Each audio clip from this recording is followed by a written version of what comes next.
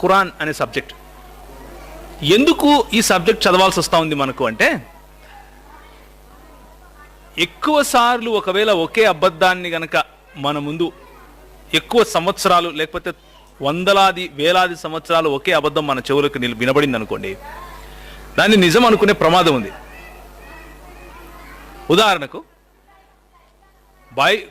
భూమి గుండ్రంగా ఉంది అని ప్రయోగాత్మకంగా కనుగొనక ముందు అందరూ ఏమనుకునేవాళ్ళు? భూమి బలపరుపుగా ఉంది అనుకునేవాళ్ళు. వేల సంవత్సరాలు అలా ఆలోచించి ఆలోచించి ఆలోచించి ఆలోచించి ఒక ఆయన ఒకరోజు వచ్చి, లేదయ్యా భూమి గుండ్రంగా ఉంది అంటే అని చంపేస్తా ఉన్నారు, బహిష్కరించారు కూడా. సో కానీ ప్రయోగాత్మకంగా భూమి గుండ్రంగా ఉంది అని తెలుసుకోవటానికి కొంచెం సమయం పట్టింది. సమయం పట్టి తెలుసుకున్న తర్వాత it is something that set us free from that blunder. ఆ తప్పు నుంచి మనల్ని అది విడుదల కలుగు చేసింది. So you know the truth and the truth shall set you free. మన మీద చేసే అలిగేషన్స్ ఏంటివి అంటే, మీ పుస్తకం చెడిపోయింది, మా పుస్తకం మంచిది. మీ పుస్తకం నాశనం అయిపోయింది, మా పుస్తకం ఇంటాక్ట్గా ఉంది. మీ పుస్తకంలో ఏది కరెక్ట్ కాదు, అక్కడక్కడ కొన్ని కొన్ని మాటలు దేవుని మాటలు ఉన్నాయి, కానీ మా పుస్తకం అంతా దేవుని మాటలే, బయట వాళ్ళ మాటలు ఏవీ లేవు. ఇలాంటి క్లెయిమ్స్ మనం వింటూ ఉంటాం. కాబట్టి ఇందులో ఎంత మాత్రం సత్యం ఉంది అన్న విషయం చూసుకోవడం కోసమే ఈ ప్యారలల్ స్టడీ చేస్తున్నాం. ఫస్ట్ ఏమో మన పుస్తకం పైన మనకు కాన్ఫిడెన్స్ పెరగాలి. మన పుస్తకంలో ఎక్కడెక్కడ ఏ ఏ విషయాలు మనం తెలుసుకోవాలి అన్నది జార్జ్ అని చెప్తుంటే, దానికి ప్యారలల్గా అవతల ఎవరైతే క్లెయిమ్ చేస్తున్నారో ఆ గురిగింజ మాటలు అర్థం చేసుకునే ప్రయత్నం చేస్తున్నాం. అంటే బాబు మా వెనకే కాదు మీ వెనక కూడా కాస్త చూసుకోండి అని చెప్పే ప్రయత్నం చేస్తున్నాం. ఓకే, మా వెనక మేము చూసుకుంటాం, మాకు తెలుసు, మీ వెనక కూడా కాస్త చూసుకోండి అని చెప్పే ప్రయత్నం ఇది. సో ఆ ప్రయత్నంలో మనం ఏం చేసామంటే, అసలు ఖురాన్ ఎక్కడ ఎప్పుడు ఎలా రాయబడింది అని Sahih al Bukhari volume number 6 గ్రంథం 60 201వ హదీస్ను మనం చూసాం. సహీ బుఖారీ వాల్యూమ్ నెంబర్ 6 గ్రంథం 60 సంఖ్య 201. ఇది పాత నంబర్, కొత్త నంబర్ కాదు. కొత్త నంబర్లు మారిపోయాయి. మీరు ఇంకొక 30-40 సంవత్సరాల తర్వాత చూస్తే ఆ నంబర్లు కూడా మారిపోవచ్చు. కానీ దోషారోపణ ఎవరి మీద ఉంటుంది? క్రైస్తవుల మీద ఉంటుంది. ఎందుకని? వాళ్ళు కనుక్కున్నారు కాబట్టి మేము మార్చేసామని ఉంటుంది. ఓకే, అర్థమైందా మీకు? అయ్యా మీరు కనుక్కున్నారా, మేము మార్చేస్తామంటారు. కానీ ఈ రోజుకు మత్తయి, మార్కు, లూకా, యోహాను సువార్తలు అట్లే ఉన్నాయి. మనం మార్చుకోం. ఒకరిపైన దోషారోపణ చేయాల్సిన అవసరం మనకు లేదు. సో మనము చూసిన కథ ఏంటి అంటే, ఈ విధంగా చూసుకున్నాం. యమ్మా అనే యుద్ధం జరుగుతూ ఉంది. ఆ యమ్మా అనే యుద్ధంలో ఎంతోమంది ఖుర్రాలు లేకపోతే ఖురానును బలించే వాళ్ళు చనిపోయారు. కాబట్టి ఎక్కువ మెటీరియల్ లాస్ అయిపోతుంది. కాబట్టి నీవు కనుక ఇప్పుడు ఇది ఈ ముస్లిం సముదాయాన్ని రక్షించాలి అంటే మనం తప్పకుండా ఖురాన్ను క్రోడీకరించాల్సి ఉంటుంది అని చెప్పి అక్కడికి అబూబకర్ వద్దకు అబూబకర్ ఆ రెస్పాన్సిబిలిటీని తీసుకోవడం, ఉమర్కు దాన్ని అప్పగించడం, జయీద్ను మరియు కొంతమంది ఒక టీంను తయారు చేసి ఆ యుద్ధంలో మరణించిన వాళ్ళు, అలాగే ఇంకా ఎక్కువ మంది మరణిస్తే ఖురాన్ను పూర్తిగా కోల్పోకుండా వాటిని రాసుకోవాలి అని చెప్పి ఉమర్ మరియు వీళ్ళందరూ కలిసి, జయీద్ బిన్ తాబిత్ వీళ్ళందరూ కలిసి ఒక టీం తయారు చేసుకున్నారు. అప్పుడు ఏమైంది అంటే, వాళ్ళు ఒక పుస్తకాన్ని సరే రాసేద్దాము అని చెప్పేసి కూర్చొని రాయడం మొదలుపెట్టారు. దీన్ని బట్టి మనకు అర్థమయ్యే మొట్టమొదటి విషయం ఏంటంటే, ముహమ్మద్ గారి జీవిత కాలంలో ఈరోజు మీరు ఏదైతే ఆ ఖురాన్ మీ దగ్గర ఉందో ఆ ఖురాన్ లేదు. అంతేనా? ఖురాన్ ఉంటే మళ్ళీ ఎందుకు క్రోడీకరిస్తారు? లేదు. ముహమ్మద్ గారు చనిపోయిన తరువాత ఖురాన్ను రాసుకోవాలి అన్న ఇంగితం మన వాళ్ళకి కలిగి రాసుకుంటున్నారు. ఇప్పుడు రాసుకుంటూ ఏం చేశారు? ఖురాన్ను వెతికారు. చర్మపత్రాలు, ఎముక పలకలు, ఖర్జూరపు ఆకులు, కట్టెలు వీటన్నిటిపైన రాయబడిన ఖురాన్ ఆయతులన్నిటినీ క్రోడీకరించి పొందుపరిచి వాటిని మొత్తం ఒక ఒక పుస్తకంగా చేర్చి ఉమర్ కుమార్తె అయిన హఫ్సా దగ్గర వాటిని పెట్టారు. ఎవరి దగ్గర? హఫ్సా దగ్గర పెట్టేసి సరే ఇప్పటితో అయిపోయింది అనుకున్నారు. కానీ అంతటితో అయిపోలేదు. ఎందుకు అయిపోలేదు అంటే అబ్దుల్లా బిన్ అమర్ వద్దకు మాట్లాడుటకు వెళ్తూ ఉండేవాళ్ళు కొంతమంది. వాళ్ళలో ఇబ్ను సుమైర్ అనే వ్యక్తి ఇట్లాంటి పేర్లన్నీ వస్తుంటాయి. ఓకే, వీటన్నిటిని గుర్తుపెట్టుకోవడం అంత ఇంపార్టెంట్ కాదు, కానీ నేను ఇచ్చే రెఫరెన్సెస్ గుర్తుపెట్టుకుంటే చాలు, రాసుకుంటే చాలు. సహీ ముస్లిం రాసుకోండి. సహీ ముస్లిం 31వ గ్రంథము 6024 31వ హదీసు 6024వ సంఖ్య. ఓకే, వర్స్ చాప్టర్ రాసుకోండి. చాప్టర్ 31 వర్స్ 6024 ఏమంటుందంటే ఈ వచనంలో మొహమ్మద్ గారు తన బ్రతికున్న కాలంలో 4 పేర్లు చెప్పారు. ఆ 4 ఎవరైతే ఉన్నారో వాళ్ళ దగ్గరికి వెళ్ళి మీరు ఖురాన్ నేర్చుకోండి, ఒకవేళ మీరు నేర్చుకోవాలనుకుంటే ఖురాన్ను అని 4 పేర్లు చెప్పారు. ఏమని చూడండి. Abdullah bin Masud, Muadh bin Jabal, Ubay bin Kab, Salim. 4 ఎవరెవరు? Abdullah bin Masud, Muadh bin Jabal, Ubay bin Kab and Salim. 4. ఈ 4 దగ్గర ఒకవేళ మీరు నిజంగా ఖురాన్ కరెక్ట్గా నేర్చుకోవాలనుకుంటే ఈ 4 దగ్గర నేర్చుకోవాలి అని ప్రవక్త చెప్తూ ఉండగా ఈ మాటలను నమోదు చేశారు. ఏవి? సహీ ముస్లిం 31:6024. అదే మాటను 6029లో కూడా చూస్తారు. ఏమని? Muadh bin Jabal, Ubay bin Kab, Zaid bin Thabit మరియు అబూ జైద్ ఇలాంటి వాళ్లను మొహమ్మద్ గారు 4 వ్యక్తులు ఈ ఖురాన్ పొందుపరిచే వాళ్ళ దగ్గర దాన్ని ఏమంటారు, అల్లాహ్ ప్రవక్త జీవిత కాలంలో 4 వ్యక్తులు ఖురాన్ను పొందుపరిచారు అన్నట్లుగా కూడా ఉంది. అంటే ఈ 4 మొహమ్మద్ బ్రతికుండగానే ఖురాన్ను పొందుపరిచారు అని కూడా ఉంది. ఎవరెవరు? Muadh bin Jabal, Ubay bin Kab, Zaid bin Thabit మరియు అబూ జైద్. ఈ 4 వేరు, ఆ 4 వేరు. ఈ 4లో కాంబినేషన్స్ ఉన్నాయి. For example Ubay bin Kab అందులో 2లో ఉన్నాడు. Ubay bin Kab. Muadh bin Jabal అందులో 2లో ఉన్నాడు. జైద్ బిన్ తాబిత్ లేడు. సలీం అందులో ఉన్నాడు కానీ ఇందులో లేడు. అబూ జైద్ ఇందులో ఉన్నాడు, అందులో లేడు. ఓకే, సో ఇప్పుడు కాన్ఫ్లిక్టింగ్ ఇన్ఫర్మేషన్ ఏంటంటే మొహమ్మద్ గారు బ్రతికున్నంత వరకు ఖురాన్ లేదు కాబట్టే, ఎక్కువ ఖురాన్ నశించిపోతుంది కాబట్టే ఉమర్ మరియు అబూబకర్ కలిసి ఒక ఖురాన్ను తయారు చేసుకోవాలి అనుకున్నారు. కానీ సహీ ముస్లిం 31 సంఖ్య 6029 ప్రకారం అప్పటికే మొహమ్మద్ గారు బ్రతికున్నప్పటికే ఉబై బిన్ కాబ్ మరియు మౌదా బిన్ జబల్ ఇలాంటి వాళ్ళు వాళ్ళ వర్షన్స్ ఆఫ్ ఖురాన్ను రాసుకున్నారు. మరి రాసుకున్నప్పుడు కొత్తగా ఖురాన్ను రాయాల్సిన అవసరం ఏమొచ్చింది అన్నది సమస్య. ఇప్పుడు ఆల్రెడీ ఎవరినైతే ముఖ్యంగా మనం ఫోకస్ చేయాల్సింది ఎవరినంటే Ubay bin Kab. Ubay bin Kab already ఎవరి దగ్గర నుంచి ఖురాన్ నేర్చుకోవాలని మొహమ్మద్ 4 పేర్లు చెప్పాడో అందులో ఉన్నాడు. ఆయన బ్రతికుండగానే ఆయన ఒక ఖురాన్ రాసి పెట్టుకున్నాడు. దాన్ని విడిచిపెట్టి కొత్త ఖురాన్ను తయారు చేయాలి అన్న ఆలోచన మరి అబూబకర్కి ఉమర్కి ఎందుకు వచ్చింది అన్న ప్రశ్న మనము అడగాలి. ఎందుకు వచ్చిందయ్యా? ఆయన రాసుకున్న వాటిలో తప్పులున్నాయా? తప్పుంటే మొహమ్మద్ గారు ఇచ్చిన సర్టిఫికేట్ తప్ప? అర్థమవుతుందా? మొహమ్మద్ గారు ఏమంటున్నారు? ఉబై బిన్ కాబ్ 4లో ఉబై బిన్ కాబ్ లాంటి వాడి దగ్గర మీరు నేర్చుకోండి అంటున్నాడు. సహీ అల్ బుఖారీ ఏం చెప్తా ఉంది? ఉబై బిన్ కాబ్ అప్పటికే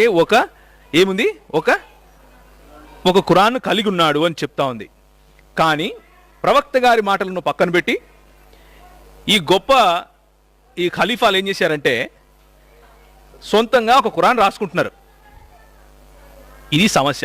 సో ఇప్పుడున్న ఖురాన్ మరి ఉబై బిన్ కాబ్ ఖురాన్కు దీనికి ఏమన్నా వ్యత్యాసం ఉందా అన్నది మనం పరిశీలించాలి. మన చేతిలో ఉన్న బైబిల్ పాత నిబంధన గ్రంథాన్ని కనుక తీసుకుంటే యేసు ప్రభు వారు జీవించి ఉండగా ఆయన ప్రవక్తల గ్రంథాల్లో నుంచి కోట్ చేశాడు,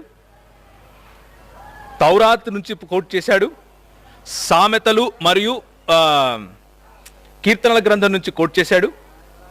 ఇంకా మిగిలిందేంటి?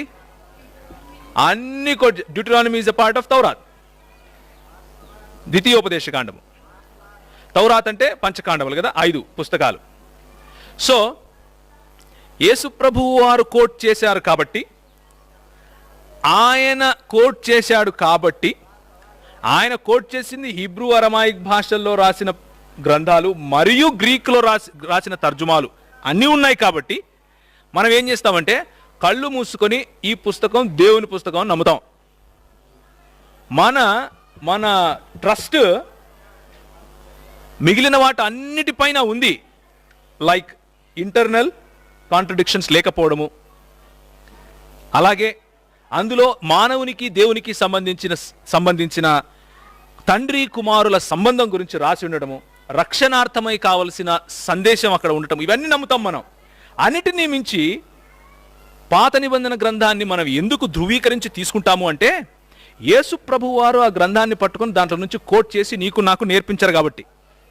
ఆయన మరణ పునరుత్థానాలు పాత నిబంధన గ్రంథాన్ని దైవ గ్రంథంగా నిరూపిస్తున్నాయి. ఆయన మరణ పునరుత్థానాలు ఆయన దేవుడై ఉండి మానవుడిగా వచ్చి మన కోసం మరణించి తిరిగి లేచి మనకి ఏం చెప్తున్నాడు అంటే, నేను చదివిన పుస్తకము అక్షరం ఒక పొల్లైనను సున్నైనను పోదు అని చెప్తున్నాడు. కాబట్టి మనం పాత నిబంధన గ్రంథాన్ని కళ్ళు మూసుకొని తీసుకుంటాం. ఇక కొత్త నిబంధన గ్రంథాన్ని ఎందుకు తీసుకుంటాం అనేది మళ్ళీ చెప్తాను. ప్రస్తుతానికి పాత నిబంధన గ్రంథంలో ఆవుదాం. ఓకే, సో ఎవరికి కూడా పాత నిబంధన గ్రంథంలో ఈ పుస్తకం ఎందుకు ఉండకూడదు, ఈ పుస్తకం ఎందుకు ఉండాలి అన్న ఆలోచన ఒకవేళ ఎవరైనా ఉంటే మనమిచ్చే ఆన్సర్ ఏంటి అంటే, మా ట్రస్ట్ మా ప్రభువు పైన. We are following a person. మా ట్రస్ట్ ఎవరిపైన? మా ప్రభువు పైన. We follow one person, we don't follow one pattern. ఒక పద్ధతిని అనుసరించి జీవించే జీవితం కాదు క్రైస్తవులది. ఒక వ్యక్తిని అనుసరించే మార్గం. ఆ వ్యక్తి మాకు నేర్పిన ఆ వ్యక్తి ఏమంటున్నాడంటే, పాత నిబంధన గ్రంథము దైవావేశము కలిగిన లేఖనము. అందులో నుంచి ఆయన కోట్ చేస్తూ ప్రవక్తల గ్రంథము, తౌరాత్ గ్రంథము, కీర్తనలు అంటే సామెతలు అంటే విజ్డమ్ బుక్స్, అన్నిటి నుంచి కోట్ చేసి ఆయన మాట్లాడాడు. దానియేలు నుంచి మాట్లాడాడు. అంటే దానియేలు అప్పట్లో మొదటి మరియు రెండవ రాకడలను గురించి మాట్లాడే పుస్తకం, ది ప్రాఫెటిక్ బుక్స్. అందువలన మనము సునాయాసంగా అప్పుడు ఏదైతే చారిత్రాత్మకంగా ఏ బైబిల్ పుస్తకం అయితే చుట్టల రూపంలో అందుబాటులో ఉండిందో దానిని తూచా తప్పకుండా ఇది దేవుని వాక్యం అని అంగీకరిస్తాం. ఒకవేళ ఇస్లాం కూడా, ఆ మతం కూడా ఒక వ్యక్తిని అనుసరించే మతం అయితే, మొహమ్మద్ గారిని అనుసరించే మతం అయితే, మొహమ్మద్ గారు చెప్పిన సున్నా లేకపోతే ఆయన చెప్పినటువంటి సూక్తులను మహితోక్తులను అనుసరించే మతం అయితే ఆయన చెప్పుండాలి. ఆయన చెప్పాడు. మరి ఏమని చెప్పాడు? బైబిల్ గ్రంథము నువ్వు ధృవీకరించడానికే నేను వచ్చాను, నేను క్రొత్త కాదు, అందులో ఉన్నది దేవుని వాక్యము అన్నాడు. మీరు వినరు. నా బాధ ఏంటంటే, ఆయన నిజంగా యేసుప్రభువే దేవుడు అని చెప్పిన మాటలు కూడా వీళ్ళు తీసేశారేమో అని నేను అనుకుంటున్నా. ఎందుకు అనుకుంటున్నానంటే, ఉబై బిన్ కాబ్ దగ్గర ఉన్నటువంటి ఖురాన్, ఈరోజు ఉన్న ఖురాన్ వేరే వేరే ఉంది. అబ్దుల్లా బిన్ మసూద్ దగ్గర ఉన్న ఖురాను, ఈరోజు ఉన్న ఖురాను వేరే వేరే ఉంది. నా ఉద్దేశంలో ఉబై బిన్ కాబ్ దగ్గర ఉన్నటువంటి ఖురాన్లో యేసుప్రభువే దేవుడు అని ఉండాలి. అబ్దుల్లా బిన్ మసూద్ దగ్గర ఉన్నటువంటి ఖురాన్లో యేసుప్రభువే దేవుడు అని ఉండాలి అని నేను అనుకుంటున్నా. ఎందుకు ఉండకూడదు? లేదు అంటే చూపించాలి. మరి లేదు అంటే చూపించాలి. మొహమ్మద్ గారు ఏమంటున్నారు? బైబిల్ కరెక్ట్ అంటున్నారు, బైబిల్ నిజం అంటున్నారు, బైబిల్లో ఉన్నది సత్యం అంటున్నారు. కానీ ఇప్పుడున్న ఖురాన్ చూస్తే మాత్రం ఆ సత్యం అలా లేదు అన్నట్లుగా మనకు ఈ పెద్దలు చెప్తున్నారు, టోపీలు పెట్టుకొని, గడ్డాలు పెట్టుకొని, కోట్లు వేసుకొని. మరి ఎవరిని నమ్మాలి? మొహమ్మద్ గారిని నమ్మాలా, వీళ్ళని నమ్మాలా? సో ఇప్పుడు సమస్య ఏంటంటే, పోనీ ఇప్పుడున్నటువంటి ఖురాను ఆ రోజు వాళ్ళు హఫ్సా దగ్గర ఉన్న ఖురాను ఒకటేనా అని ఆలోచిస్తే అది కాదు. ఎందుకు అంటే, హఫ్సా దగ్గర ఉన్నటువంటి ఖురాన్ను మన ఎవరు ఉత్మన్ గారు పిలిపించారు. ఏమని? అయ్యా అమ్మా హఫ్సా, అజర్బైజాన్ పైన యుద్ధం చేస్తూ, అజర్బైజాన్ మరియు అర్మేనియా పైన యుద్ధం చేస్తూ, సిరియా మరియు ఇరాకుల మధ్య బాగా ఉత్సుకత ఉంది. వాళ్ళిద్దరూ వల్లించే ఖురాన్లో కొంచెం డిఫరెన్సెస్ ఉన్నాయి, భేదాభిప్రాయాలు ఉన్నాయి. ఒకరు ఒక రకంగా వల్లిస్తుంటే ఇంకొక రకంగా వల్లిస్తున్నారు. సో ఇది కష్టమైపోతుంది. ఇలా అయితే నీ దగ్గర ఉన్న ఖురాన్ పట్టుకురా, నేను దాన్ని మళ్ళీ ఒకసారి కాపీ చేసి నీకు ఒరిజినల్ పంపించేస్తాను అని చెప్పాడు. ఎవరు? ఉత్మన్ గారు. సరే అని చెప్పేసి అక్కడి నుంచి ఖురాన్ పట్టుకొచ్చారు. ఇది నేను సొంతంగా చెప్తున్నానా? Sahih Bukhari volume number 6 book number 61 హదీస్ నెంబర్ 514. ఇందులో ఏం జరుగుతూ ఉందంటే, ఒకసారి నమాజ్ చేసుకుంటున్నారు.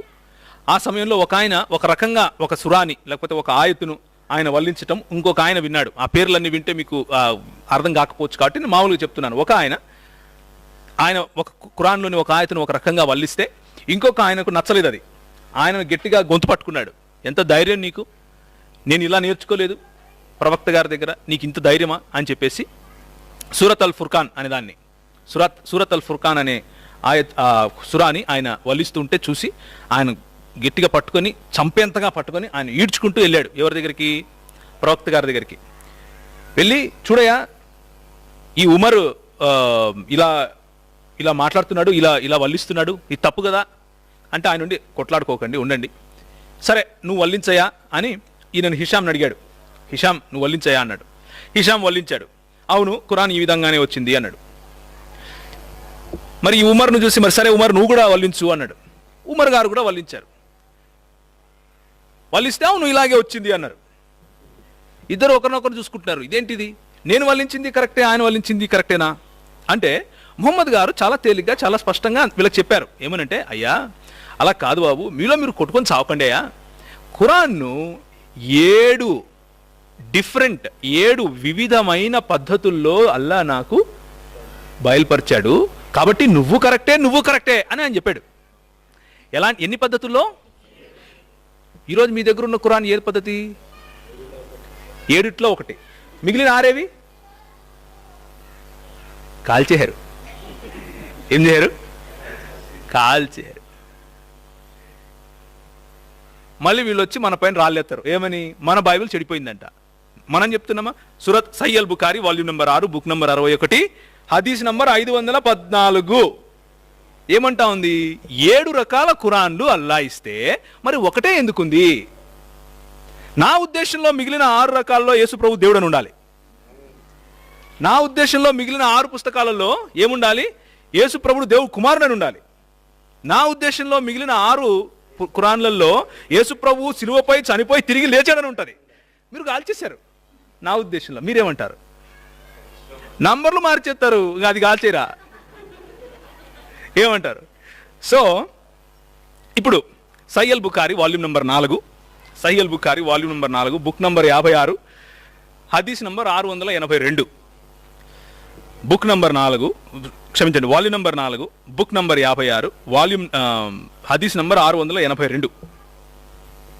ఇందులో కూడా నేను ఇంతకుముందు ఏదైతే చెప్పానో అదే ఉంది. అంటే ముహమ్మద్ గారు ఇద్దరిని కొట్టుకోకండియా, మీరిద్దరు తగుపడకండి, ఈ 2 కూడా అల్లా నాకు ఇచ్చినవే అని చెప్పాడు. సో 7 రకాల ఖురాన్లు ఒకవేళ ఇస్తే ఉబయ్ బిన్ కాబ్ దగ్గర ఉన్న ఖురాన్ ఏంటి? ఈ 7 ఖురాన్లలో ఇది ఒకటా? 7 రకాల ఖురాన్లు అల్లాహ్ ఇస్తే ఉబయ్ బిన్ కాబ్ దగ్గర సహీ ముస్లింలో మనం ఇంతకుముందు చదివిన ప్రకారం అప్పటికే ఒక ఖురాన్ ఉంది. ఈ 7 రకాల ఖురాన్లలో ఒకటై ఉన్నటువంటి ఈ ఉబయ్ బిన్ కాబ్ ఖురాన్ను పక్కన పెట్టి ఉమర్ మరియు ఎవరు? బుఖారీ గారు అంటే మన అబూబకర్ గారు కలిసి జైద్ బిన్ తాబిత్తో కలిసి ఇంకొక ఖురాన్ను సృష్టించాల్సిన అవసరం ఏంటి? అది కూడా అల్లాహ్ ఇచ్చిన ఖురానే కదా, దాన్ని ఎందుకు కాల్చేయాలి? ఈ మన ఉత్తమన్ గారు సిరియా మరియు ఇరాక్ల మధ్య వేరువేరుగా వాళ్ళు వల్లించుకుంటున్నారు కాబట్టి మీరు ఈ అబూబకర్ గారు, ఈ అబూబకర్ మరియు ఉమర్ కలిసి లేకపోతే జైద్ బిన్ తాబిత్ క్రోడీకరించిన పుస్తకాన్ని తీసుకురావటం ఎందుకు? దాన్ని పెట్టి దాన్ని కాపీలు చేసి మిగిలిన అన్ని ఖురాన్లు తీసుకొని వచ్చి తగలేయడం ఎందుకు? ఏమి దాచిపెట్టాలని ప్రయత్నిస్తున్నారు అన్నది నా ప్రశ్న. నా ఉద్దేశంలో యేసు ప్రభువు దేవుడు అన్న విషయాన్ని దాచిపెట్టాలని ప్రయత్నం చేస్తున్నారు అని నేను అనుకుంటున్నా.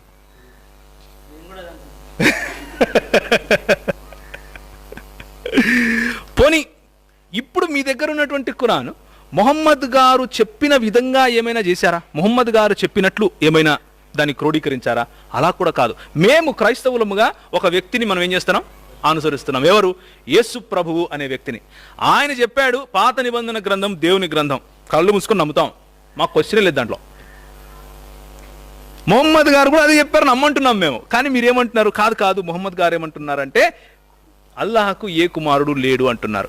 ఎక్కడ చెప్పాడు అంటే ఖురాన్ చూపిస్తున్నారు. ఇదొకటే నా ఖురాన్ అంటే మొహమ్మద్ గారు 7 ఖురాన్ల గురించి చెప్తున్నారు. మిగిలిన 6 ఏవి అంటే కాల్ చేసామంటున్నారు మీరు. అది నా సమస్య. ఏమంటారు ఇప్పుడు చెప్పండి? మిగిలిన 6 ఏవయ్యా అంటే కాల్ చేసాము. Sahih al Bukhari book number 6 volume 61 509లో మనం ఇంతకుముందు చూసాం. ఏమనంటే వాళ్ళందరూ కలిసి అన్ని రకాలుగా అక్కడక్కడ ఉన్న ఖురాన్ తీసుకొని వచ్చి ఒక పుస్తకంగా తయారు చేశారు. చెప్పండి.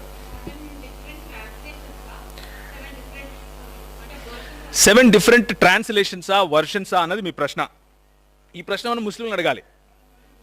ఇది ఏంటి 7 డిఫరెంట్ ట్రాన్స్లేషన్సా? ట్రాన్స్లేషన్ అంటే ఒక భాష నుంచి ఇంకొక భాషకు వచ్చేది. అలా కాదు, స్వచ్ఛమైన అరబీ భాషలో నేను మీకు ఈ పుస్తకాన్ని అవతరింపజేశాను అని అల్లానే చెప్తున్నారు ఖురాన్లో.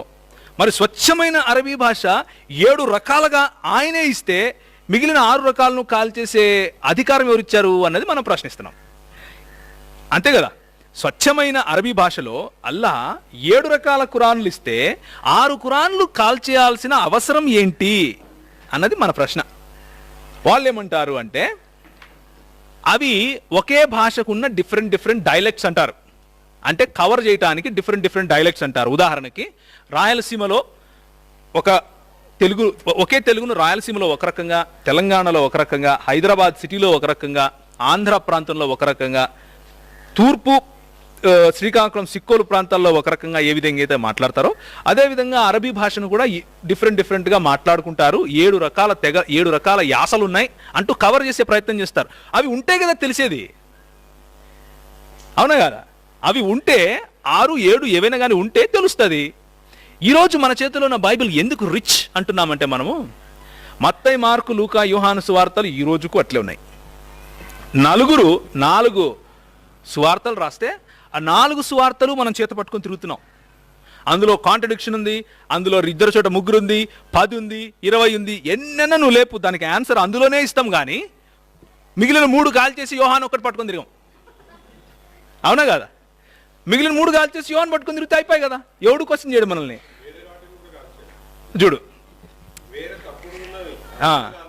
చూడండి, గాస్పెల్ ఆఫ్ థామస్ అంటారు, వీళ్ళే పుట్టించినారు. గాస్పెల్ ఆఫ్ బర్నబాస్ అంటారు, వీళ్ళే పుట్టించినారు. గాస్పెల్ ఆఫ్ పీటర్ అంటారు. అన్నీ ఉన్నాయి, మనకే ఇబ్బంది లేదు.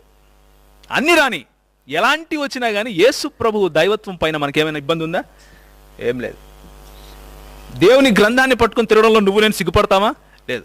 మరి నీకెందుకే ఆ సిగ్గు? 6 ఎందుకు గాలి చేసావు, ఒకటే పెట్టుకున్నావు అన్నది మన ప్రశ్న.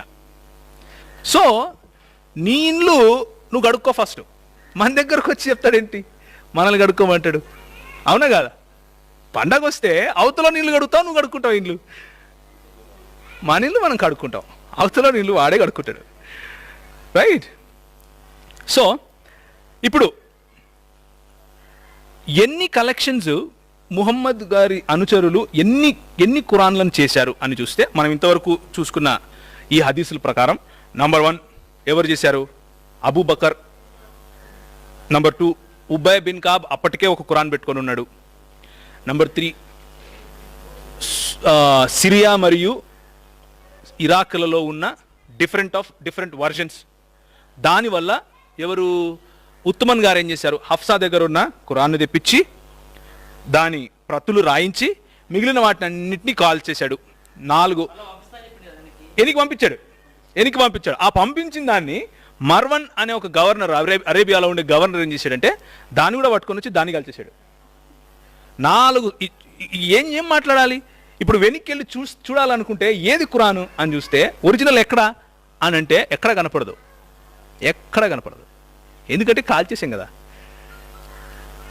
So how many collections of Quran అంటే మనకు చెప్పలేనన్ని కలెక్షన్స్ ఉన్నాయి. ఉదాహరణకి మొహమ్మద్ గారు చెప్పినట్లు Sahih al Bukhari volume number 6 book number 61 హదీస్ నెంబర్ 527లో ఏముందంటే Ubay bin Kab one of the best reciters అని ఉంది. ఆయన దగ్గరికి వచ్చి వీళ్ళు ఖురాన్ క్రోడీకరించే వాళ్ళు ఏమంటున్నారంటే నువ్వు ఏదైతే ఈ ఆయత చదువుతున్నావో అది మొహమ్మద్ గారు ఇచ్చింది కాదు, దాన్ని విడిచిపెట్టే అంటే ఆయన ఏమంటున్నాడు తెలుసా? I have taken it from the mouth of Allah's apostles and I will not leave for anything whatever. అంటే నా ప్రాణం పోయినా సరే నేను మొహమ్మద్ గారి దగ్గర నేర్చుకున్న ఈ ఖురాన్ను విడిచిపెట్టను అంటున్నాడు. నిజమని ఎంత నమ్మకపోతే ఆయన నా ప్రాణమే విడిచిపెడతా అంటాడు? ఏమన్నా కానీ నేను విడిచిపెట్టను అని ఎందుకంటాడు? బలంగా ఆయన నమ్మాడు, ఇదే నేను నేర్చుకున్న ఖురాన్ అని. అది నేర్పించింది ఎవరు? స్వయంగా మొహమ్మద్ గారే. మరి ఈ ఖురాన్ ఎవరైతే ఈ రోజు ఉన్న ఖురాన్ ఎవరైతే క్రోడీకరించారో వాళ్ళలో ఎవరైనా సరే మొహమ్మద్ గారు వీళ్ళ నుంచి నేర్చుకోండి అన్నాడా? అనలేదు. ఎవరి నుంచి అయితే నేర్చుకోమన్నాడో వాళ్ళ ఖురాన్ ఏమో మనం తగలెట్టెత్తనం. ఎలా? ఎవరిని నమ్మాలి? మొహమ్మద్ గారిని నమ్మాలా? ఈరోజు ఉన్నటువంటి ఈ ముస్లిం పెద్దలను నమ్మాలా? నాకు అర్థం కావట్లేదు. సో ఆ విధంగా చూసుకుంటే ఇప్పుడు ఈ ఈ ఖురాన్లో ఉన్నటువంటి డిఫరెన్సెస్, ఈ అప్పటికే ఉన్నటువంటి ఖురాన్లలో ఉన్న తేడాలను పుస్తకాలుగా రాసుకున్నారు. ఎవరు? మనం కాదు, ముస్లిములే. అలాంటి 7 పుస్తకాలు నేను మీకు చెప్తాను. ఒకవేళ మీకు ఎక్కడైనా దొరికితే ఆన్లైన్ కానీ ఇంకెక్కడైనా మీరు చదవచ్చు వాటిని. ఏం పుస్తకాలంటే అల్ కిసాయ్ అనే ఆయన రాసినటువంటి ఒక పుస్తకం, the discrepancies between the manuscripts of people of al Madina, al Kufa and al Basra.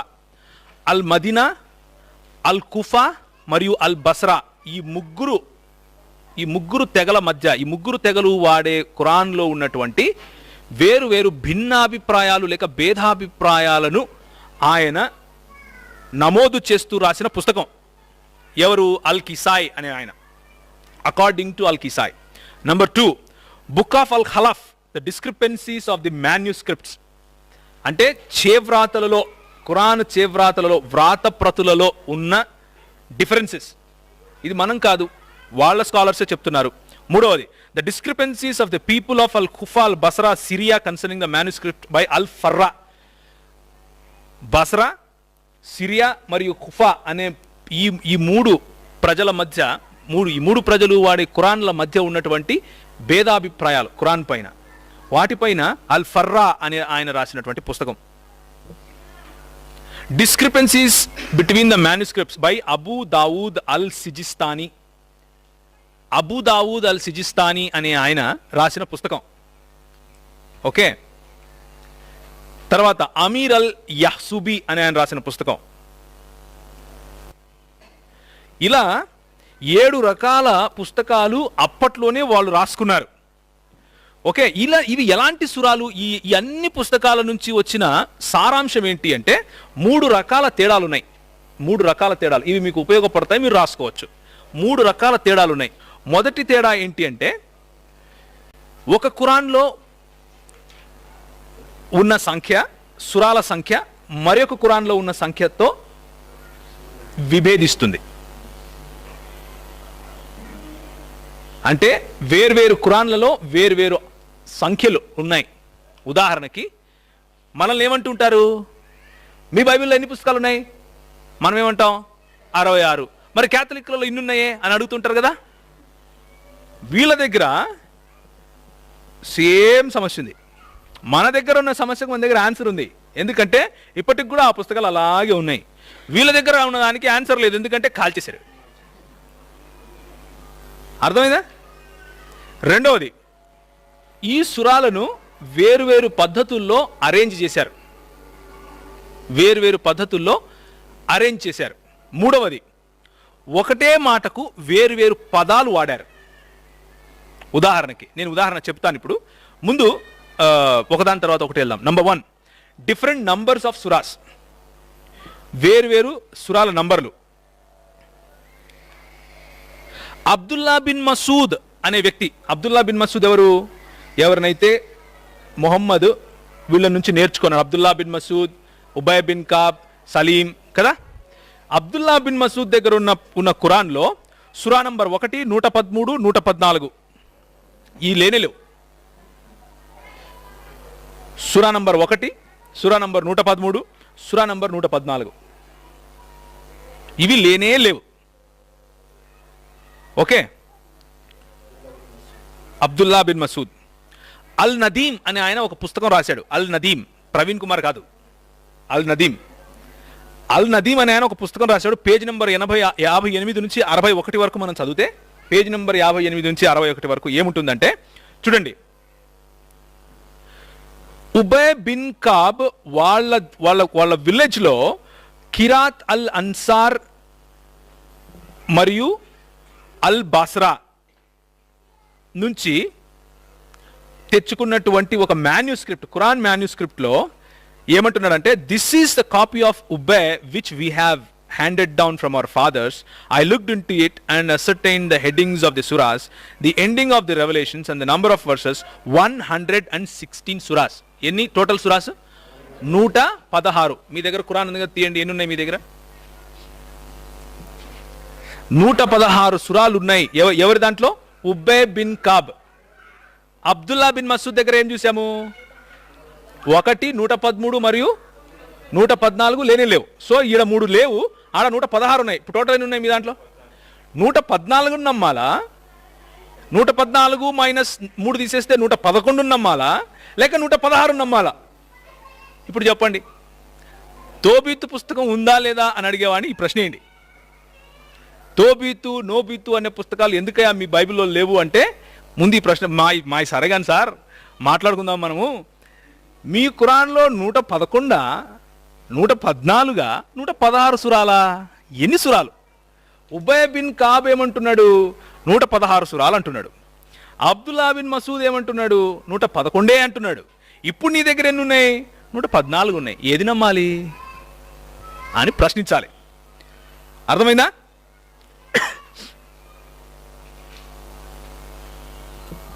So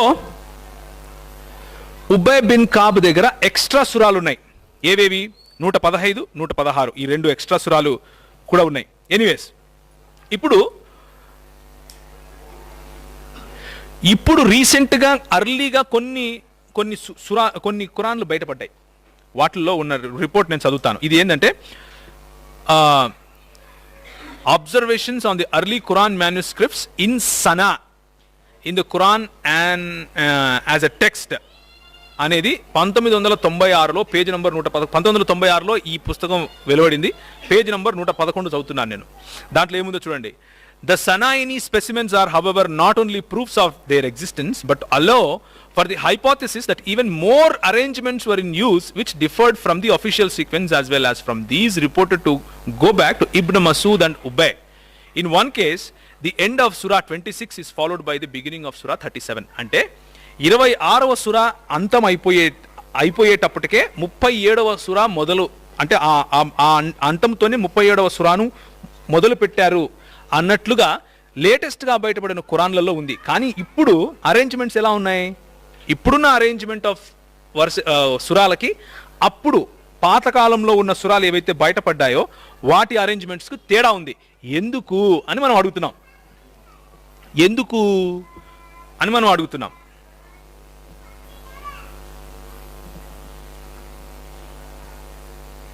అంటే ఆ రోజు బయటపడిన ఖురాన్ ఏదైతే ఉందో, లేకపోతే రీసెంట్గా మనకి ఏదైతే బయటపడతా ఉందో అది ఉత్మానిక్ ఖురాన్ కాదు. అంటే మీ దగ్గర ఉన్నటువంటి ఉత్మానిక్ ఖురాన్ అది కాదు. అంటే ఉత్మానిక్ ఖురాన్ కాని ఖురాన్లు కూడా ఉండేవి అని అర్థం. ఉండే వాటిని ఎందుకు కాల్చారు అని ప్రశ్న మళ్ళీ వస్తుంది. ఉండే వాటిని ఎందుకు నష్టపరిచారు అన్న ప్రశ్న మళ్ళీ వస్తుంది. ఓకే, సో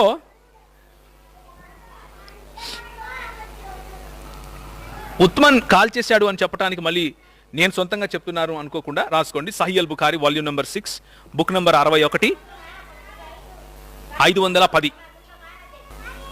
ఆయన ఏం చేశాడంటే, ఉత్మన్ గారు మిగిలిన కాపీలన్నింటినీ కాల్ చేసి ఈయన ఏవైతే కాపీ చేయించాడో వాటిని అప్పుడున్నటువంటి ముస్లిం ప్రావిన్సెస్లోకి ఒక్కొక్క కాపీని ఒక్కొక్క ప్రావిన్స్కి పంపించాడు. పోనీ ఉత్మన్ గారు చేసినటువంటి ఆ పనిని అప్పుడున్నటువంటి ముహమ్మద్ గారి అనుచరులు దానితో ఏకీభవించారా? పర్వాలేదయ్యా, నువ్వు చేసేది మంచి పనే, అలా చెయ్యి అని చెప్పారా అని చూస్తే అలా కాదు. Sahih al Bukhari volume number 6 book number 61 హదీస్ నెంబర్ 521. అందులో ఏముంది? Abdullah bin Masud, Salim, Muadh and Ubay bin Kab ఈ నలుగురు దగ్గర నుంచి మీరు నేర్చుకోమని మొహమ్మద్ గారు చెప్తున్నారు. అబ్దుల్లా బిన్ మసూద్ గారు అంటున్నారు, Sahih al Bukhari volume number 6 book number 61 522లో Abdullah bin Masud reported that he said to his companions to conceal their copies of the Quran, and further said, he who conceals anything, he shall have to bring that which he had concealed on the day of the judgment. అంటే Uthman వస్తున్నాడు మీ పుస్తకాలు కాల్చడానికి, వాటిని దాచిపెట్టుకోండి. I in fact recited before Allah's messenger more than 70 chapters of the Quran, and the companions of Allah's messenger know it that I have better understanding of the book of Allah, and if I were to know that someone had better understanding, I would have gone to him. I sat in the company of companions of Muhammad, but I did not hear anyone having rejected that means my recitation, or finding fault with it. అంటే Abdullah bin Masood ఏమంటున్నాడంటే, నేను మొహమ్మద్ గారితో కలిసి కూర్చొని ఈ సురాలన్నీ నేర్చుకున్నాను, ఎన్ని వల్లించాను. మొహమ్మద్ గారు కానీ ఆయన అనుచరులు కానీ ఎప్పుడు కూడా నేను వల్లించిన ఖురాన్ను వాళ్ళు తృణీకరించలేదు, దాంట్లో అబ్జెక్షన్ చెప్పలేదు. కాబట్టి నేను మీకు ఇచ్చిన ఖురాన్ను కాల్చేయడానికి ఎవరైతే వస్తున్నారో జాగ్రత్త, వాటిని దాచిపెట్టండి అని చెప్తున్నాడు. అంటే ఉత్మన్ గారు చేసిన పనితో అబ్దుల్లా బిన్ మసూద్ ఏం చేస్తున్నాడు? ఏకీభవించటం లేదు. He's not agreeing with his pattern, right? Therefore Uthmanic Quran ఏదైతే ఉందో ఇప్పుడు, ఆ ఖురాన్తో మొహమ్మద్ గారి అనుచరులే అంగీకరించరు. మనం ఎందుకు అంగీకరించాలి? అర్థమైందా? ఇప్పుడున్నటువంటి ఖురాన్తో మొహమ్మద్ గారి అనుచరులే అంగీకరించకపోతే మీరు నేను ఎందుకు అంగీకరించాలండి? నా ఉద్దేశంలో ఎందుకు అంగీకరించలేదంటే, ఉబయ్ బిన్ కాబు యేసు ప్రభు దేవుడు అని ఆయన నమ్మాడేమనిపిస్తున్నారు. ఆయన చదివిన ఖురాన్లో యేసు ప్రభు దేవుడు అని ఉంది కాబట్టి ఆయన ఇప్పుడున్న ఖురాన్ను అంగీకరించలేదేమో అనిపిస్తా ఉంది మరి నాకు. కాదు, అలా కాదు అంటే ఉబయ్ బిన్ కాబు యొక్క ఖురాన్ చూపించాలి మరి తీసి. ఉండదు కదా, కాల్చేస్తాం మనం, ఏది పెట్టం కదా. పోనీ ఇప్పుడున్న ఉత్మానిక్ ఖురాన్ కంప్లీటా? ఇందులో అన్ని సురాలు ఉన్నాయా? ఏది విడిచిపెట్టకుండా పెట్టుకున్నారా? రాసుకోండి. సహీ ముస్లిం బుక్ నంబర్ 5, సహీ ముస్లిం బుక్ నంబర్ 5, హదీస్ నంబర్ 2286. సహీ ముస్లిం బుక్ నంబర్ 5, హదీస్ నంబరు 2286. 2286. ఇప్పుడు మీరు మీరు మీరు ఖురాన్ తీసుకోండి, సూరా నంబర్ 9 తీయండి. సూరత్ అల్ బరాత్ అంటారు దాన్ని, సూరా నంబర్ 9. అందులో ఎన్ని ఆయతులు ఉన్నాయి చెప్పాలి?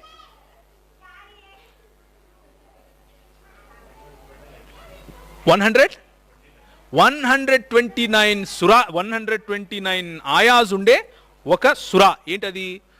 Surat al బరా are Surat Al తౌబా, Surat al బరా రెండు ఒకటే, రెండింటికి ఒకటే పేరు. వీళ్ళు పేర్లు కూడా మార్చేస్తారు, వీళ్ళు ఇష్టం. 129 ఆయత్తులుండే సురాను మేము వల్లించే వాళ్ళము, కానీ ఇప్పుడున్న ఖురాన్లో లేదు అని ఒక ఆయన చెప్తున్నాడు. చూడండి, ఇప్పుడు we used to recite a surah which resembled in length and severity to Surat al-Barat, which is surah number 9. I have however forgotten it. నేను మర్చిపోయాను. With the exception of this which I remember out of it, if there were 2 valleys. అంటే ఈ ఒక్క మాట గుర్తుంది. ఏంటి? ఆదాము ఎదుట 2 గనక లోయలుంటే ఆ 2 లోయల్లోనూ దాన్ని ఏమంటారు, 2 లోయల్లోనూ ఐశ్వర్యం ఉన్నా కానీ ఆదాము సంతోషించడు, వాడి పొట్ట కేవలము మట్టితోనే సంతోషిస్తుంది, అంటే చనిపోతేనే సంతోషిస్తుంది అన్నట్లుగా ఆ ఆయతును ఆయన చెప్తాడు. సో 129 సురాలు ఇదే సివియరిటీ ఉన్న ఇంకొక సురా ఏదైనా ఉందా చూడండి దాంట్లో ఖురాన్లో. 129 ఆయాలు ఉన్న సురా ఇంకోటి ఏదైనా ఉందా? To the length of Surat al Baqarah లేకపోతే సూరత్ అల్ తౌబా మేము ఒక సురాని మాకు తెలుసు, మేము వాటి చేసేవాళ్ళము, కానీ నేను మర్చిపోయాను, ఒకే ఒక ఆయత్ గుర్తుంది అంటున్నాడు ఈయన. అది ఎక్కడుంది? సహీ ముస్లిం బుక్ నంబర్ 5, 2286లో ఉంది. సో ఇప్పుడు చెప్పండి, ఏంటి ఇప్పుడున్న ఖురాన్ కంప్లీటా? సంపూర్ణమైందా? సంపూర్ణమైంది అని వినాలనుంది నాకు, ఎవరైనా చెబితే మన ముస్లిం సహోదరులు. నిజంగా వినాలనుంది. సహీ ముస్లిం తప్పు అని సహీ ముస్లిం వారేయండి, ఖురాన్ కరెక్ట్ అని చెప్పండి. లేదు సహీ ముస్లిము కరెక్టే, ఖురాను కరెక్టే అంటే ఏ విధంగా కరెక్టో చెప్పండి. ఇప్పుడు ఇంకొకటి రాసుకోండి. Sahih al Bukhari volume number 8, Sahih al Bukhari volume number 8, book number 82, 817వ హదీస్. Sahih al Bukhari volume number 8, book number 82, 817వ హదీస్.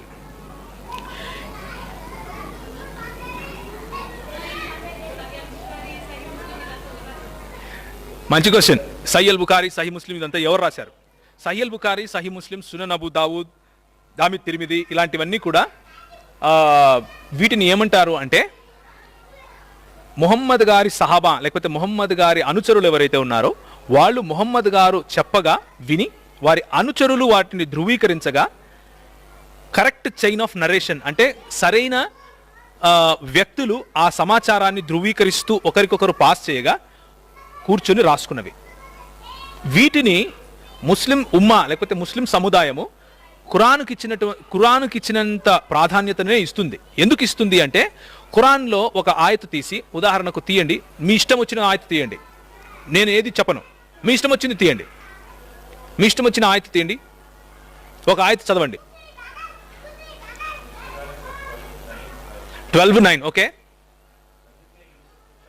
అందుకే యూసుఫ్ను చంపేయండి లేదా అతన్ని తెలియని చోట పారేయండి, అప్పుడైనా మీ తండ్రి శ్రద్ధాసక్తులు మీ వైపు మళ్ళవచ్చు. చాలు. ఈ ఆయత్తు వచ్చింది ఖురాన్లో ఉంది. కానీ ఎప్పుడు వచ్చింది, ఏ సమయంలో వచ్చింది, ముహమ్మద్ గారు ఎలాంటి మూడ్లో ఉన్నప్పుడు వచ్చింది, అసలు ఏ సందర్భంలో వచ్చింది అన్న విషయాలు తెలుసుకోవాలి. అంటే అది తెలుసుకుంటేనే దాని నిజమైన అర్థం వస్తుంది కదా. ఉదాహరణకు బాబు నువ్వు వెళ్ళొద్దు అని నేను అన్నాను అంటే నేను ఎవరిని వెళ్ళొద్దన్నాను, ఎక్కడికి వెళ్ళొద్దన్నాను, ఎందుకు వెళ్ళొద్దన్నాను అన్న సందర్భం తెలియాలి. అది తెలియాలి అంటే సహీ అల్ బుఖారీ, సహీ ముస్లిం, సునన్ అబూ దావూద్ లాంటి వాళ్ళు ధృవీకరించినటువంటి పుస్తకాలు చదవక తప్పదు.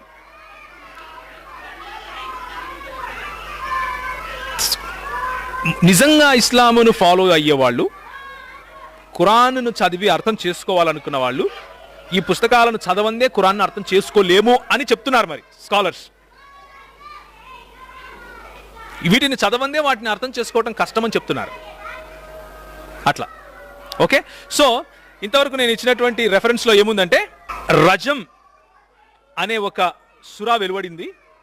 ఆ సురా ఇప్పుడున్నటువంటి ఖురాన్లో లేదు అని చెప్తున్నారు. Allah sent Muhammad with the truth and revealed the holy book to him, and among the Allah's revealed was the verse of rajam, the stoning of married person, male and female, who commits adultery. And we did recite this verse and understood, memorized it. Allah's apostle did carry out punishment of stoning, and so did we after him. I am afraid that after a long time has passed, somebody will say, by Allah, we do not find the verse of rajam in Allah's book, and thus they will go astray by leaving an obligation which Allah has revealed. అంటే రజం అనే ఒక పనిష్మెంట్ను గురించిన ఒక ఆయా వెలువడింది. అంటే పెండ్లి తరువాత పెండ్లికి బయట చేసే శారీరక సంబంధాన్ని, ఇల్లీగల్ రిలేషన్షిప్ని ఒకవేళ కనుక్కుంటే వారిని పిలిచి రాళ్లతో కొట్టి చంపాలి. ఇది ముహమ్మద్ గారికి వెలువడిన ఒక ఆయా. ఆ ఆయాను మేము మెమరైజ్ చేశాము, అందరము వల్లించాము. ముహమ్మద్ గారు ఆ పనిష్మెంట్ను ఇచ్చారు కూడా అంటూ Sahih al Bukhari volume number 8 book number 82 817లో చెబుతున్నారు. కానీ రజం అనే ఈ ఆయత్తు ఈ రోజున్న ఖురాన్లో ఎక్కడా లేదు. చూపించండి ఎక్కడ ఉంటే. ఎందుకు లేదు? ఎవరు తీసేశారు? ఎవరు కాల్ చేస్తే వెళ్ళిపోయింది? 129 ఆయత్తులుండే ఒక సురా ఎగిరిపోయింది. ఆ రజం అనే ఈ ఆయా ఎగిరిపోయింది. ఇలాంటివి ఇంకెన్ని ఎగిరిపోయాయో అన్నది నా ప్రశ్న.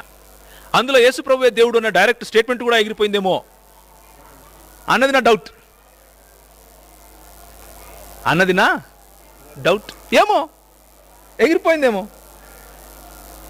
ఎగిరిపోలేదు అంటే ఒరిజినల్, ఎగిరిపోయింది అంటే రండి మరి యేసు ప్రభువుని అంగీకరించండి. నీకెలా తెలుసు అంటే ఏదో రజం ఎగిరిపోయింది, 129 సురాలుండే 129 ఆయతులుండే ఒక సురానే ఎగిరిపోయింది. అది ఎందుకు ఎగిరిపోలేదని నమ్మకం ఏంటి? ముహమ్మద్ గారే చెప్పారు, బైబిల్ నువ్వు ధృవీకరించడానికి నేను వచ్చాను, నేను కూడా అలాంటి ప్రవక్తనే అని ఆయన చెప్తుంటే మీరేమో లేదంటారు.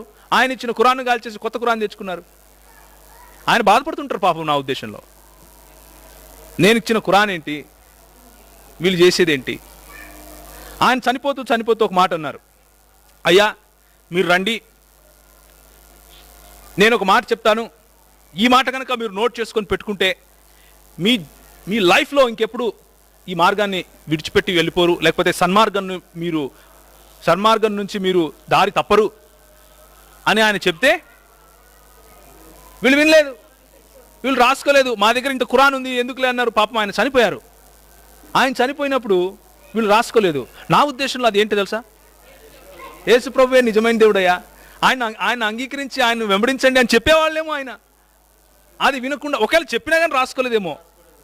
అది నేను చెప్పట్లేదు, సయ్యల్ బుఖారీ సహీ ముస్లిం రెండు చెప్తున్నాయి ఈ మాటని. ఆయిషా గారు చెప్తున్నారు. ఎవరు ఆయిషా గారు? గడ్డాలు పెంచుకొని టోపులు పెట్టుకొని కోట్లు వేసుకునే వాళ్ళు కాదు ఈమె మొహమ్మద్ గారి సొంత భార్య. ఎవరిని వినాలి? మొహమ్మద్ గారిని వినాలా, మొహమ్మద్ గారి భార్యని వినాలా, లేదా వీళ్ళని వినాలా? అది సమస్య. ఇప్పుడు పోనీ ఇప్పుడున్న ఖురాన్ ఎలాగూ కంప్లీట్ కాదు అని తేలిపోయింది. ఇప్పుడున్న ఖురాన్లో ఎన్ని వర్షన్స్ ఉన్నాయి తెలుసా మీకు? 4 వర్షన్స్ ఉన్నాయి. ఎన్ని వర్షన్స్ ఉన్నాయి? 4 వర్షన్స్ ఉన్నాయి. 4 స్కాలర్స్ 4 రకాలుగా ఖురాన్ రాసేసుకున్నారు. హఫ్స్ అనేది ఒక వర్షను, వర్ష్ అనేది ఒక వర్షను. అంటే వీళ్ళందరూ ఇమామ్స్ అనమాట. ఇమాం హఫ్స్, ఇమాం వర్ష్ అంటారు వీళ్ళని. Okay, Imam Shafi, Imam Ahmad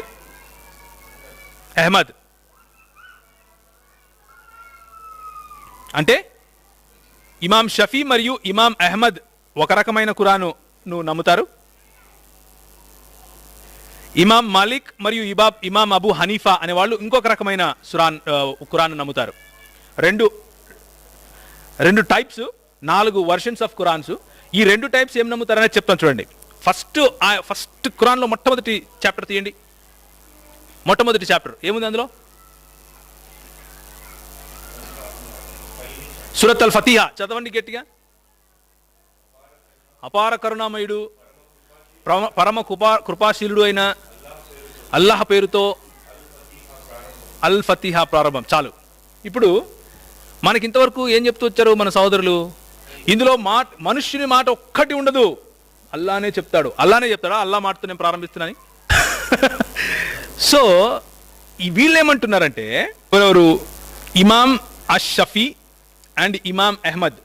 Imam Ash Shafi'i and Imam Ahmad వీళ్ళిద్దరు ఏమంటున్నారంటే, మీరు చదివిన బస్మిల్లా అనేది, లేదా బిస్మిల్లాహ్ రహమాన్ రహీం అని అంటారు కదా, అది వెలువడిన ఒకానొక ఆయా అంటారు.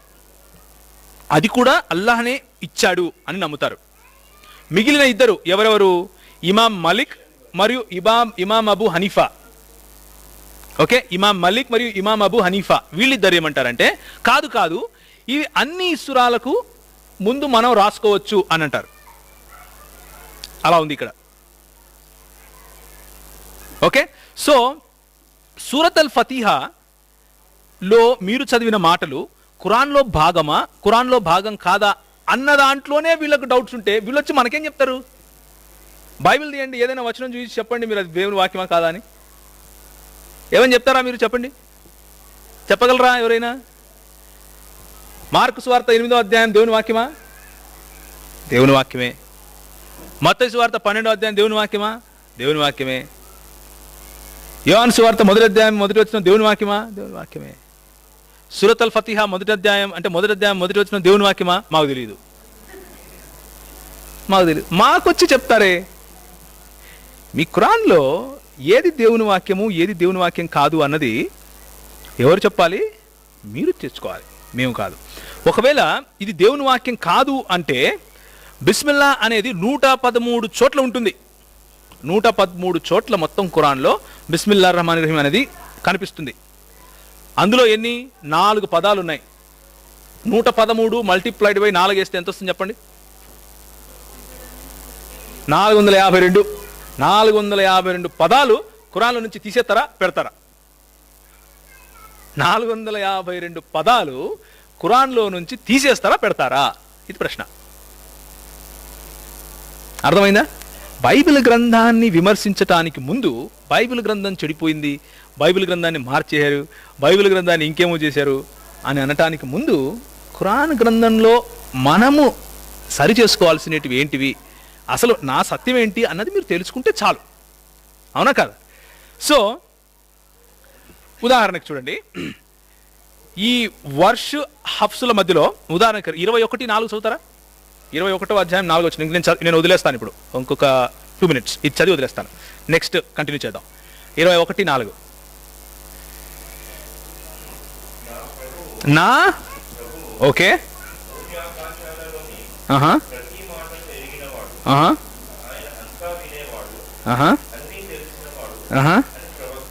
అని ప్రవక్త అన్నాడు. ప్రవక్త అన్నాడా? ప్రవక్త అన్నాడని ఎవరు చెప్తున్నారు? ఆ పుస్తకం ఇచ్చింది ఎవరు?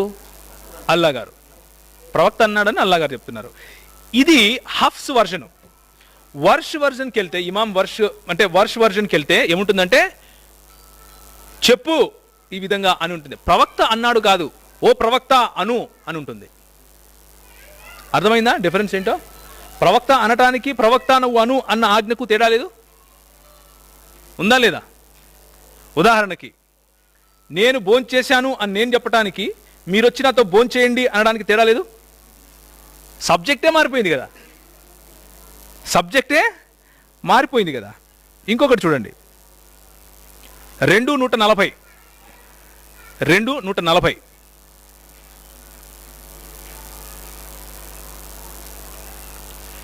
2వ అధ్యాయం 140. ఇది మచ్చుకు ఎగ్జాంపుల్, టైం లేదు కాబట్టి అంతే, వెళ్ళిపోవాలి కాబట్టి. 2:140 ఇబ్రాహీము, ఇస్మాయిలు,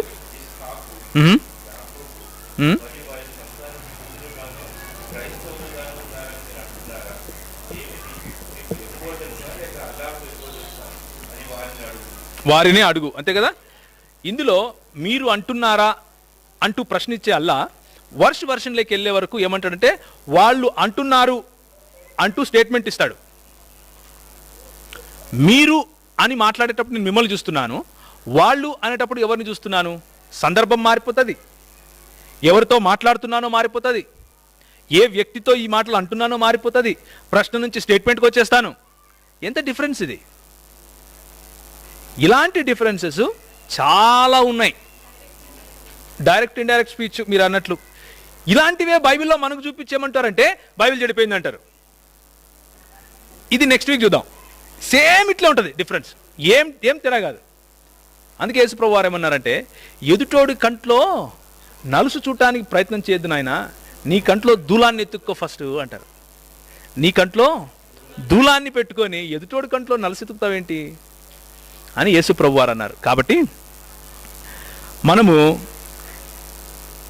వాళ్ళలో ఉన్న ఒక 1354 మిస్టేక్స్, ఇలాంటివి 1354 మిస్టేక్స్ చూపించి అది దేవుని గ్రంథమా దేవుని గ్రంథం కాదా అన్న విషయాన్ని వాళ్ళకే వదిలేయాలి. మనకు సంబంధం లేదు. ఏమైనా ఫరక్ పడుతుందా? ఖురాన్ దేవుని గ్రంథం అయితే నాకేం ఫరక్ పడదు, కాకపోతే నాకేమైనా ఫరక్ పడుతుందా? ఏం ఫరక్ పడదు. కానీ బైబిల్ గ్రంథం దేవుని గ్రంథం కాదు అని ఎవరైనా అంటే ఇదిగో బాబు మీది మీరు కడుక్కోండి నాయనా అని చెప్తాను. బైబిల్ గ్రంథము దేవుని గ్రంథం కాదు అని ఎవడైనా ప్రశ్నిస్తే బాబు మా ఇల్లు మేము కడుక్కుంటాము, మీ ఇల్లు మీరు కడుక్కోండి అని చెప్తాను. ధైర్యంగా వెళ్ళండి. ఎదుటోడి కంట్లో నలుసును వెతికే వాళ్ళు చాలామంది ఉన్నారు, పట్టించుకోకండి. కాన్ఫిడెన్స్తో వెళ్ళండి. ఎందుకంటే వాళ్ళ దూలాలు చాలా పెద్దవి, వాళ్ళ దూలాలు చాలా పెద్దవి.